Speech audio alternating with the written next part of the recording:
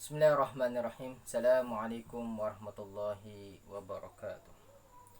Alhamdulillah rabbil alamin. Wassalatu wassalamu ala asyrafil anbiya'i wal mursalin wa ala alihi wa sahbihi ajmain. Qala rabbi shrah lana sudurana wa yassir lana umurana wahlul 'uqdatam min alsinatina yafqahu aqwalana. Rabbi zidna ilman warzuqna fahman. Amin amin ya rabbal alamin. Jadi alhamdulillah rabbil alamin, syukur kepada Allah Subhanahu wa taala kerana dengan rahmat dan limpah hidayahnya kita masih bermampu untuk bernafas pada hari ini, dan insya-Allah dan masih mampu lagi bernafas untuk masa yang akan datang. Amin. Kita sama-sama doa lah ya. Okey, insya-Allah. Okey. Jadi pada hari ini hari Sabtu, hari Sabtu 9 hari bulan Mei 2020 bersamaan dengan berapa? 16 Ramadan 1441 Hijri, 1441 Hijri. 16 Ramadan maksudnya kita dah puasa 16 hari dah. Puasa 16 hari dah.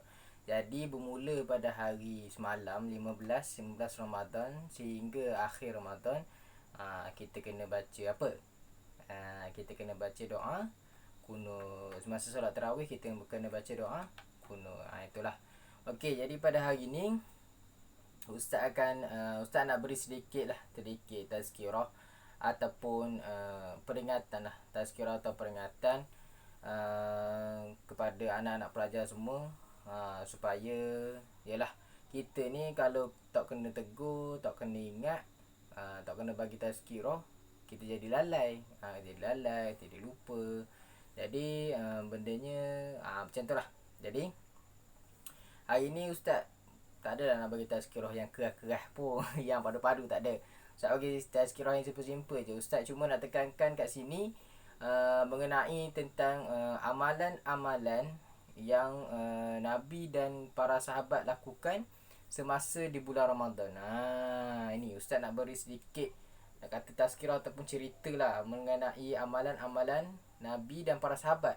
Apa yang Nabi dan para sahabat buat ni semasa bulan Ramadan. Macam tu. Okey. Okey, pada bulan Ramadan ni Nabi dan para sahabat ni dia memang secara umum memang biasa melakukan yang pertama solat, yang kedua sedekah, yang ketiga membaca Al-Quran, yang keempat iktikaf, dan yang kelima berzikir. 5 perkara. Ada 5 perkara sebelum bukan yang tu, tapi yang ni 5 perkara, 5 amalan yang biasa Nabi dan para sahabat lakukan semasa bulan Ramadan. Yang pertama solat, yang kedua sedekah, yang ketiga membaca Al-Quran, yang keempat iktikaf, dan yang kelima berzikir. Ini.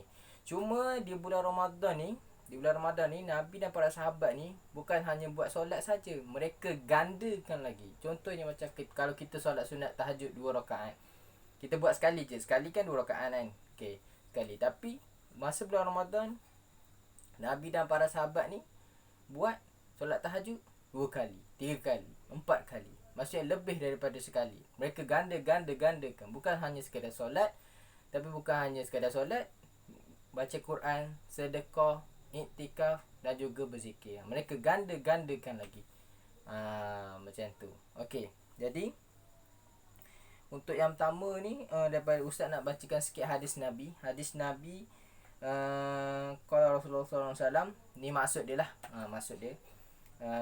Sesiapa yang mendirikan solat sunat Ramadan atau lebih kenali sebagai solat tarawih lah, solat tarawih, kerana dia beriman dan dia yakin dan berharap akan ganjaran daripada Allah Subhanahu wa taala, maka Allah cakap kat dia ni, Allah akan ampunkan semua dosa dia yang terdahulu daripada sekarang sampai dulu.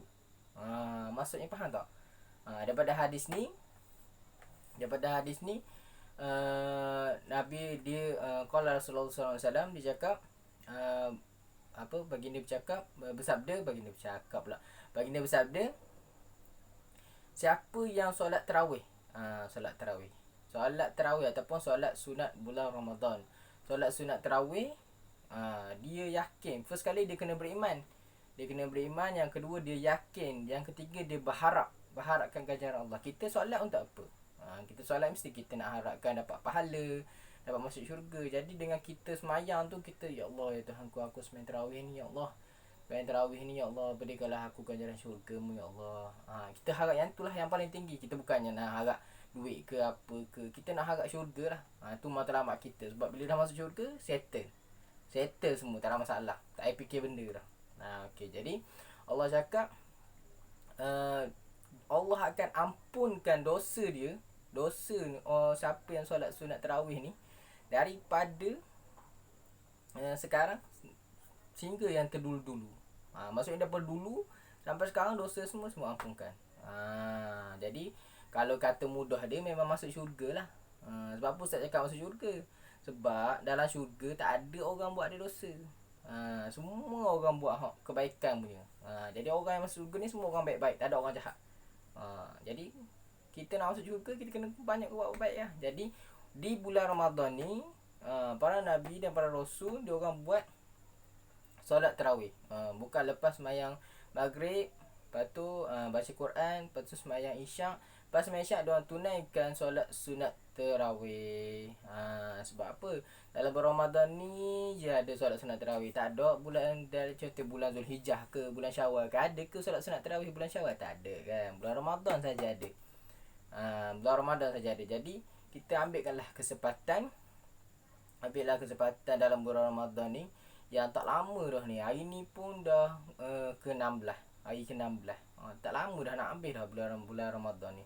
Jadi apalah salahnya kalau kita manfaatkan sebulan Ramadan ni, kita lakukan solat tarawih. Betul, memang betul. Lepas kita makan kan, kita perut kosong, lepas tu kita makan, minum air batu sedapnya, air cincau apa semualah. Tak kisahlah air apa, makan pula banyak semua, kita akan rasa penat, kita akan rasa mengantuk. Itulah ujian bagi kita, ujian bagi orang yang betul-betul mengharapkan syurga Allah.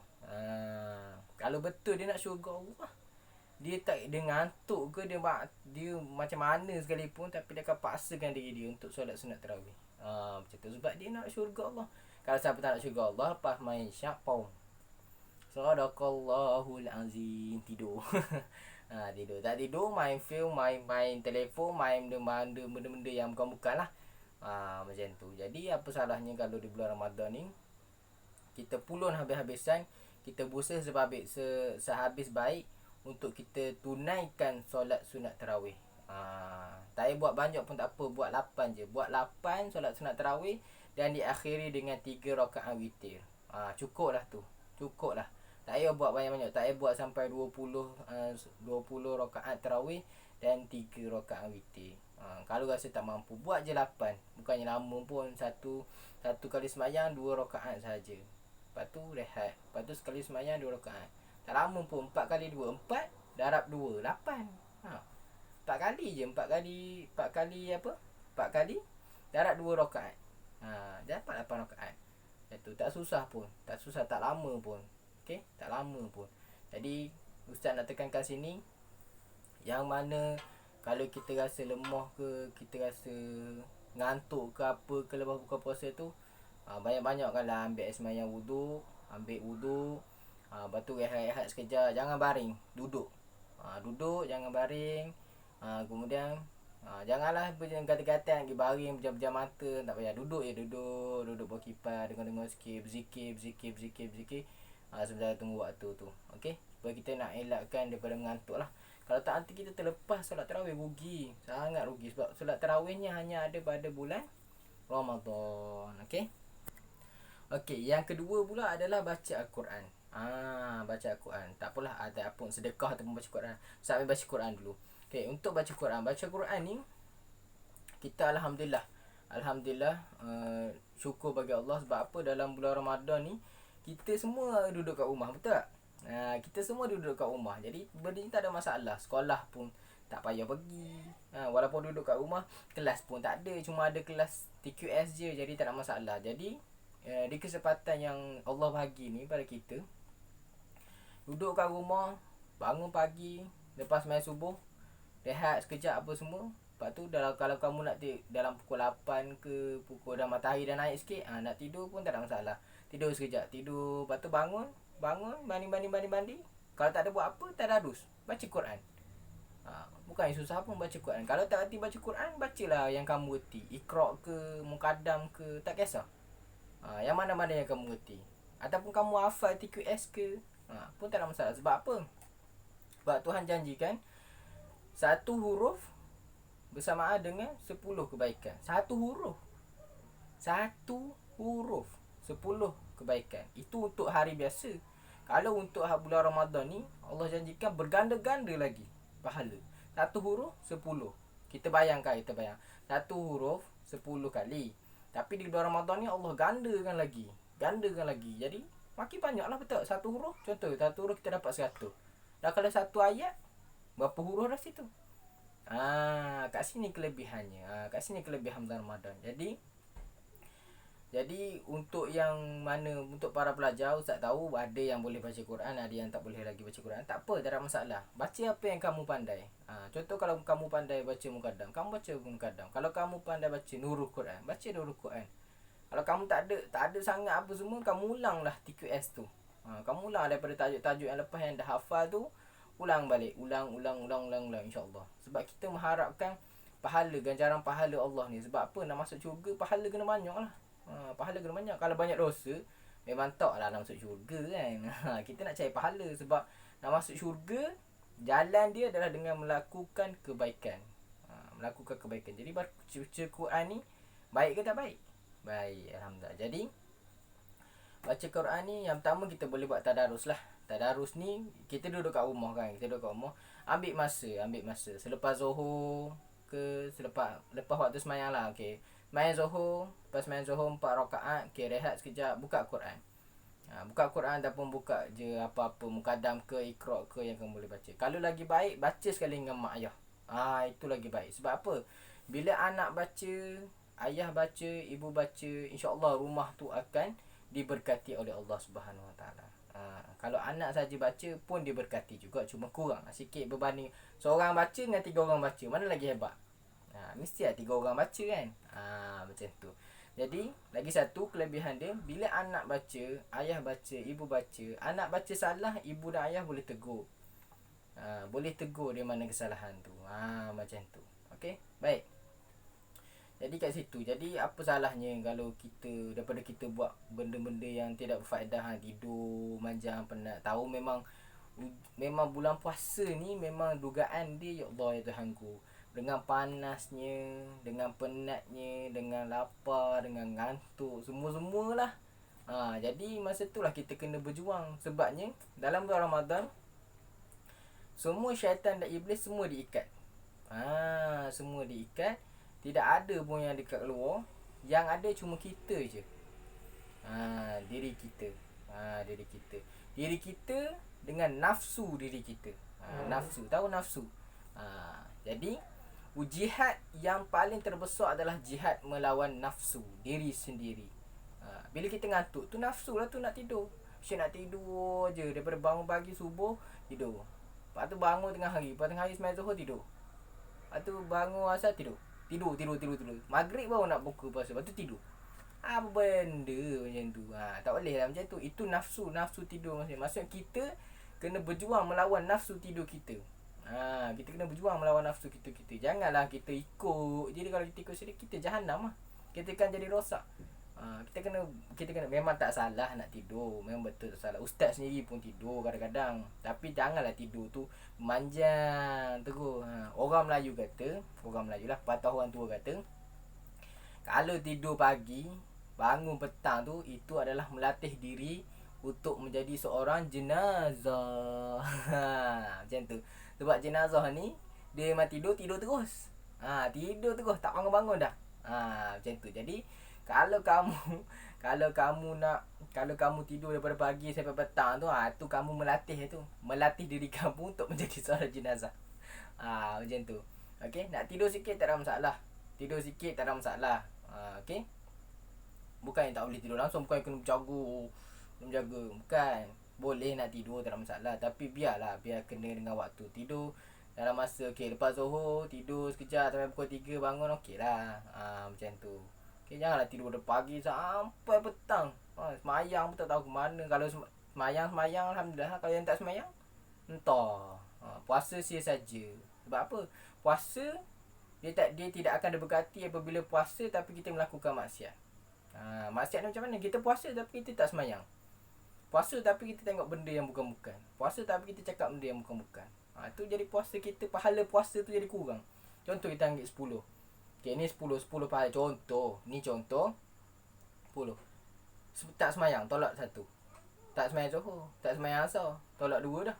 Lepas tu cakap yang bukan-bukan. Lepas tu tengok yang bukan-bukan. Lepas tu buat benda yang tidak faedah. Nampak dia makin kurang. Dah lah tinggal kosong. Sia-sia pahala. Sia-sia kita penat, sia-sia kita lapar, kita dahaga, tapi tak ada pahala di sisi Allah. Macam tu. Okey. Jadi ambillah masa yang ada tu, masa yang terluang tu, kita gunakanlah untuk baca Al-Quran. Untuk anak-anak pelajar tak ada masalah. Kalau tak pandai nak baca Quran, baca apa yang kamu pandai. Mukaddam ke, Nurul Quran ke, Iqra ke, tak kisah. Yang penting kita niat tu, kita belajar, kita baca Quran, kita nak pahala daripada Allah. Sebab apa? Sebab Tuhan cakap dalam bulan Ramadan ni, 1 huruf 10 pahala dan digandakan lagi pahalanya tu. Bukan senang tau. Kalau hari biasa lain 1 huruf 10 je. Okey, baik. Okey, dan yang ketiga ni sedekah. Sedekah ni seperti yang kita tahulah. Sedekah ni kita memberi sumbangan, tak kisahlah dalam bentuk duit ke, dalam bentuk barangan ke, kepada orang yang memerlukan lah. Okey, jadi sedekah ni kita tahu kita tak boleh nak pergi masjid, betul kan? Kita tak boleh nak pergi masjid, tak boleh nak pergi surau. Jadi kita susah nak sedekah. Jadi sedekah dengan cara lain. Contoh, paling senang, sedekah Al-Fatihah. Sedekah Al-Fatihah buat arwah atuk nenek kita, saudara rumah kita yang telah meninggal dunia dulu. Tu yang paling simple, yang paling senang lah. Kalau lepas tu selain daripada tu, untuk sedekah, masa kita masak tu kan, contoh kita masak nasi kerabu ke, nasi ayam ke kan. Alhamdulillah. Nasi kerabu ke, nasi ayam. Jadi apa salahnya kalau kita bagilah sepinggan 2 kan, sepinggan 2 nasi tu dekat jiran-jiran sebelah kita. Itu pun tanda sedekah juga. Macam tu. Bukannya kita masak tu, tak boleh, nanti tak cukup nak makan. Jangan macam tu. Setiap rezeki yang Allah bagi tu memang Allah dah tahu dah, memang akan cukup untuk diri kita dan keluarga kita. Jadi tak masalah, kita bagilah sepinggan 2, tak rugi pun bagi sepinggan 2 ke dekat orang yang jiran sebelah kan. Bukan yang mana tahu, kita tak tahu jiran sebelah tu dia ada nasi ke, dia tak ada nasi ke. Kita tak tahu. Sebab kita bukannya boleh pergi rumah sebelah, kan COVID-19, tak boleh nak pergi rumah orang. Jadi apa salahnya kalau kita bagi? Kalau bagi tu tak adalah sampai kita pergi rumah dia kan. Kita pergi kat depan, jumpa dia, ambil macam tu. Okey lah. Tak payah kita masuk dalam rumah dia. Okey. Macam tu. Jadi itulah kalau kita pergi, cuba bayangkan kalau orang jiran sebelah kita ni sebenarnya tak ada makanan untuk buka puasa. Tiba-tiba kita datang, kita bagi dia 1-2 pinggan nasi ayam. Contoh nasi ayam, masak nasi ayam. Kita bagilah 2 pinggan dekat dia. Ya Allah, betapa bersyukurnya dia. Dia dah sedih buka puasa, makanan tak ada. Kan? Tiba-tiba kita pula datang bagi makanan dekat dia. Ya Allah, alhamdulillah, memang bersyukur sangat. Jadi itulah kelebihannya bersedekah. Kita tak tahu orang macam mana di sekeliling kita. Jadi apa salahnya kalau kita bersedekah kepada orang lain, bukan hari-hari. Jangan buat hari-hari. Kalau buat hari-hari, baik kamu duduk rumah dia. Kamu duduk rumah dia, masuk sekali. Tak pun dia duduk rumah kamu, masuk sekali. Bukan hari-hari. Sedekah ni bukan hari-hari. Okay? Kalau nak buat hari-hari pun alhamdulillah lagi bagus. Tapi yalah, kita ikut kalau kemampuan kita lah. Biasanya manusia ni tak ada nak buatnya sedekah hari-hari. Macam tu kan. Ustaz sendiri pun macam tu. Tapi kalau anak-anak pelajar nak bersedekah setiap hari, Alhamdulillah. Maksudnya Ustaz bersyukur sebab kamu lebih baik daripada Ustaz. Ustaz tahu diri Ustaz kalau bersedekah pun tak ada, bukan hari-hari pun bersedekah. Macam tu. Jadi Ustaz nasihatkan kamu, kita kena juga bersedekah. Kalau masa dalam seminggu tu, bagilah dalam 2 hari ke kan, 2 hari bersedekah, tak ada masalah. Okey. Okey, tak ada masalah yang tu. Okey, seterusnya yang keempat. Yang keempat ni adalah iktikaf. Iktikaf ni maksudnya kita duduk di dalam surau ataupun masjid, kita melakukan ibadah kepada Allah. Macam tu. Tapi kita kan tak boleh pergi ke surau ataupun masjid kan, sebab kita ada COVID-19 sekarang ni. Jadi kita iktikaf di dalam rumah pun dikira sebagai tu, sebagai iktikaf. Ya. Okey, jadi iktikaf ni maksudnya kita duduk sebelum masuk waktu zuhur, dalam 10 minit sebelum masuk waktu zuhur kita dah prepare. Kita dah betah sejadah, kita dah duduk, okay, kita berzikir istighfar, kemudian masuk waktu zuhur, kita pun sembahyang zuhur. Bukan hanya waktu zuhur, zuhur, asar, maghrib, isyak lah. 5 waktu lah dengan subuh sekali tu. Jadi kita pun duduk sekejap, duduk. Lepas habis sembahyang, duduk berzikir, wirid, apa semua, duduk beriktikaf kepada Allah, menginsafi diri kita. Kita cakap, ya Allah, aku ni banyak dosa, ya Allah, tolong ya Allah, ampunlah dosa-dosa aku, ya Allah, ampunlah dosa-dosa aku daripada sekarang sampailah yang terdahulu tu, daripada dahulu sampailah sekarang ni, ya Allah. Sebab tak tahu, dengan hanya kuasa-Mu, ya Allah, yang mampu untuk mengampunkan dosa aku. Hanya Allah je yang boleh ampunkan dosa. Mana ada orang lain boleh ampun dosa? Ada ke Pak Ustaz cakap, Ustaz tolonglah ampun dosa saya? Ada ke? Tak ada. Kecuali kita buat salah dengan ustaz tu. Contoh kita buat salah dengan ustaz tu, kita kena minta maaf dengan dia lah. Kita minta, ustaz saya minta maaf, saya ada buat salah macam ni. Okey, baru betul. Tapi itu dosa yang tinggal makhluk. Kalau dosa dengan Allah, hanya Allah je yang boleh ampunkan. Tak ada manusia yang boleh, tak ada makhluk yang boleh ampunkan dosa kita. Dan yang terakhir adalah berzikir. Berzikir ni sama lah macam kita bersenam juga. Bersenam pun kita ada berzikir yang subhanallah, alhamdulillah, wa la ilaha illallah, wallahu akbar. Boleh zikir ni macam-macam boleh. Boleh macam-macam. Kamu carilah dekat YouTube zikir macam-macam. Ada hasbi rabbi, ada asmaul husna, ada subhanallah, ada alhamdulillah, ada Allahu akbar. Banyak sangat zikir. Jadi kalau tak nak baca Quran, berzikir. Duduk saja, duduk je. Bosan tak nak berzikir lah.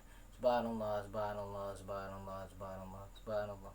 Lepas tu habis 33 kali, Allah akbar, Allah akbar, Allah akbar, Allah akbar. Habis 30 kali, alhamdulillah, alhamdulillah, alhamdulillah, alhamdulillah. Bukan yang susah pun, tak lama pun. Tak payah, bukan kita nak masa tu daripada mula sampai daripada subuh sampai buka puasa zikir je.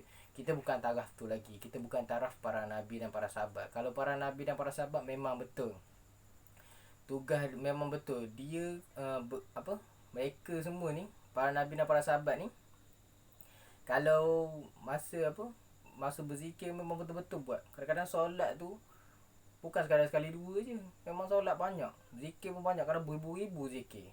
Tapi kita ni taraf manusia biasa ni, manusia yang banyak dosa ni, kita berzikir ikut kemampuan kita lah. Berzikir ikut kemampuan kita. Bukannya kita nak paksa diri kita. Boleh nak paksa macam tu, tak ada masalah. Ustaz tak larang pun kamu nak buat macam tu. Bagus untuk membentuk hati kita. Bila kita banyak zikir, banyak istighfar, dosa yang dalam hati kita ni akan diampunkan oleh Allah. Jadi daripada hati tu jadi hitam, akan jadi putih balik, akan jadi cerah balik. Macam tu. Tapi yelah, ustaz pun manusia.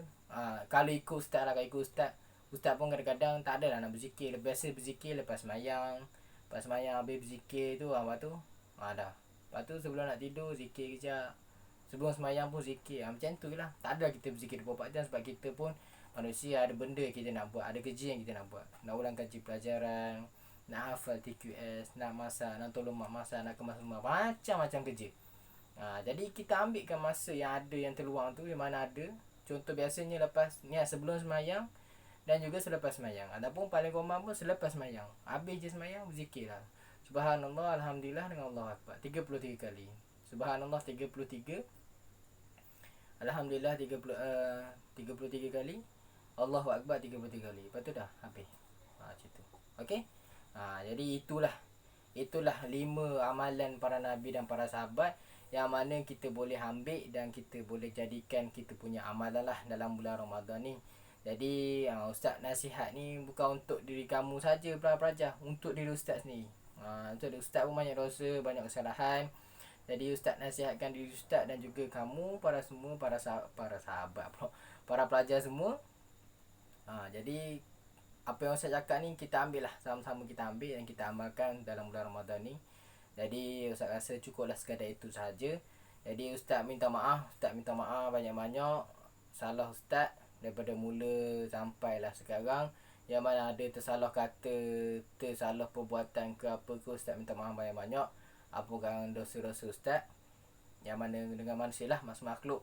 Dosa sama makhluk, Ustaz minta maaf sama makhluk lah. Jadi kalau Ustaz ada buat dosa, buat kesalahan dengan kamu para pelajar dan juga para ibu bapa, Ustaz minta maaf. Terlanjur kata ke, tersalah bicara ke, Ustaz minta maaf banyak-banyak. Jadi kesalahan kamu, kalau ada kesalahan kamu dan kepada Ustaz pun maafkan juga, tak ada masalah. Kita sesama makhluk, kita saling maafkan lah. Ustaz pun nak masuk syurga, Ustaz pun nak kamu semua dengan ibu bapa kamu masuk syurga. Kita nak semua kita masuk syurga. Okey, jadi aku luqali hadza wa astaghfirullahalazim wa lakum. Wassalamualaikum warahmatullahi wabarakatuh. Okey, jaga diri baik-baik. InsyaAllah kita akan jumpa lagi. Assalamualaikum warahmatullahi wabarakatuh.